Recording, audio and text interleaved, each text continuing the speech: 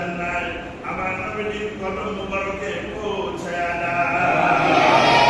পাশে শুয়ে আছেন আবু বকর সিদ্দিক, ওমর ইবনে খাত্তাব, জান্নাতুল বাকি, জান্নাতুল মুআল্লা, জঙ্গে উহুদ, বদর, হুনাইন, খন্দক, কারবালা, তামাম পৃথিবীর মাটির নিচে যত ওলি আল্লাহরা শুয়ে গেছে।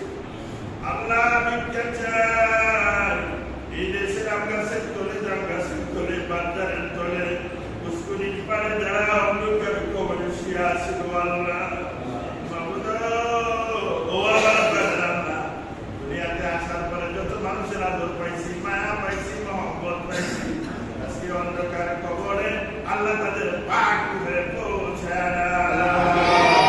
আল্লাহ খাস করে ভিক্ষা চাই আমার মতো যারা পাহাড়ে দিন মারা সন্তান ভিক্ষা চাই, আব্বা আম্মা, দাদা দাদি, নানা নানি, চাচা চাচি, খালা খালু ফুফু, আল্লাহ সকলের পাক করে পৌঁছায় না।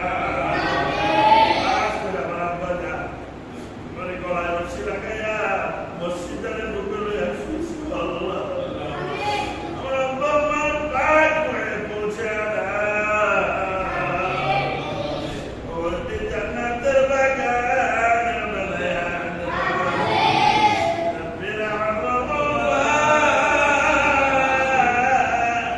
কামা রাব্বায়ানি সগীরা। আল্লাহ ভিক্ষা চাই সকলের রুহানি দোয়ার বদলতে আল্লাহ কিছু বস্তা দিবারি নদী মদিনায় এতিমখানা মসজিদ মাদ্রাসা তোমার কাছে আমানত করলাম। তারা টাকা দিয়ে পয়সা দিয়ে দাম দিয়ে আমার দিয়ে মূর্তি দিয়ে পরামর্শ দেয়া দরবারে দরবার সাথে আল্লাহ তাদের